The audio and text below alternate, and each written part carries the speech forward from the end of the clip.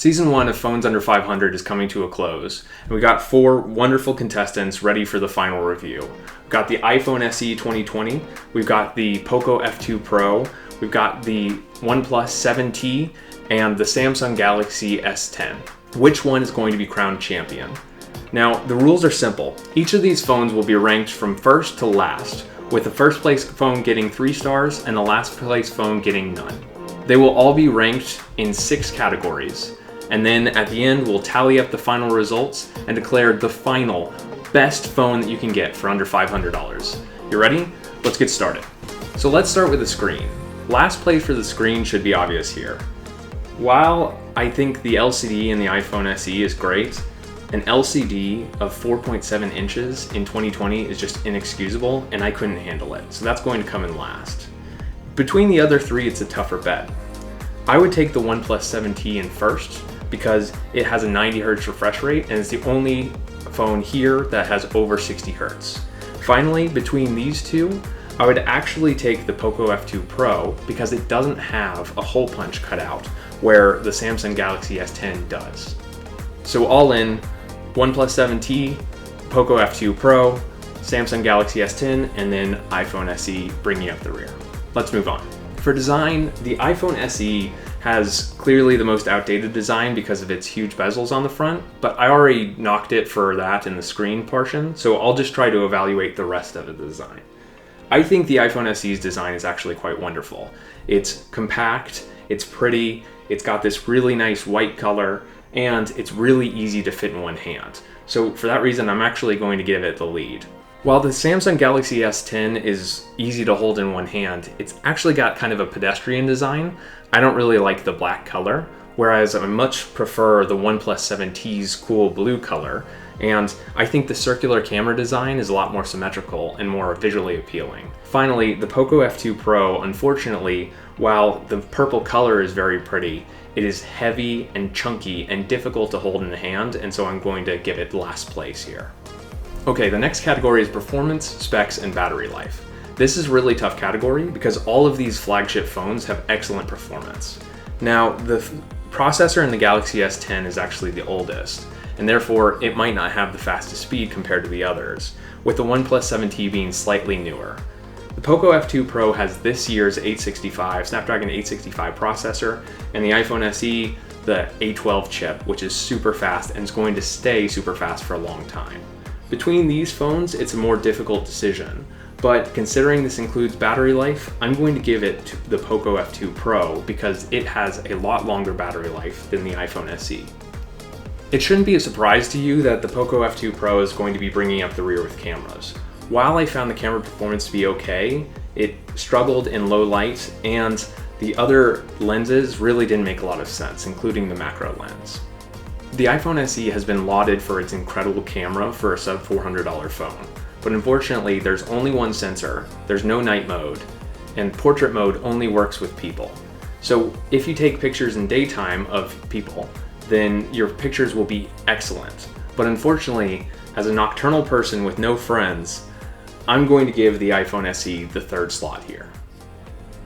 I was darn impressed with the performance of the OnePlus 7T's cameras in my review, and frankly, if this was a question of primary sensor, it would be hard not to pick the OnePlus. But unfortunately, there are 2 other sensors on the OnePlus that just don't stand up to the Galaxy S10's excellent wide angle and telephoto lenses. Samsung will take this round. Now, if there was a dedicated category for updates, it shouldn't be a surprise that I would give the iPhone SE the crown here. But I decided to mix in software as well to make it a little bit more interesting.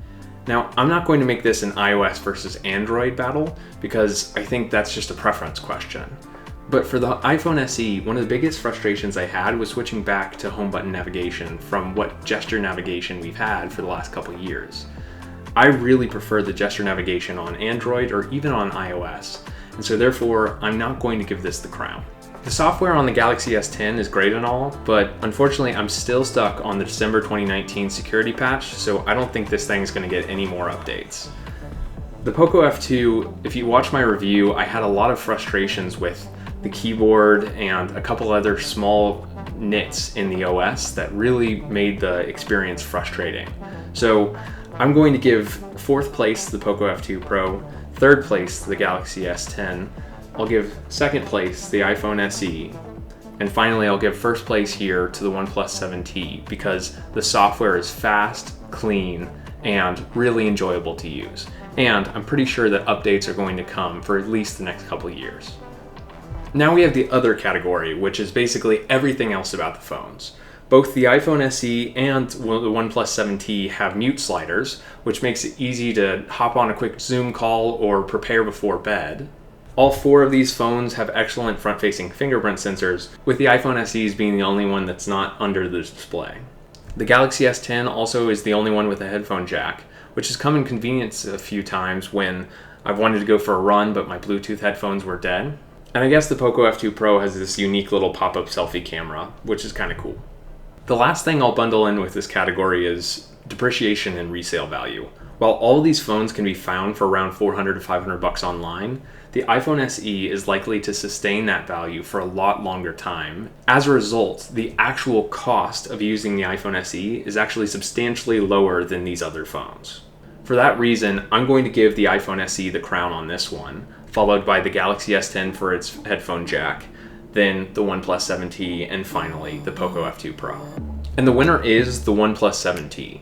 Now, this wasn't as close of a race as I expected, because I do enjoy using all of these phones, but it did come out the way that I expected. And the reason is because I've had these 4 phones sitting around my apartment for the last few months, and more times than not, when I want to just pick up a phone to get something done, I'll pick up the OnePlus 7T. It's not a perfect experience, but it's still an excellent phone for under $500, and it makes me wonder, what else do I need out of a phone? Now, while the Galaxy and the iPhone tied, between the two, I would take the Galaxy S10 because I'm an Android fan, but both of these phones are still excellent at their value. The Poco F2 Pro in last might come as a surprise to those of you that value a price-to-performance ratio, but as I said in my review, it just isn't a great experience for me, and so it's just not the phone for me. Thank you for watching InnoISO. The OnePlus 7T will now be the reigning champion for all future comparisons to sub-$500 phones. Now again, this was season 1, and there's more to come. So get subscribed, let me know down in the comments what you think is the best of these 4 phones, and I'll see you in the next one.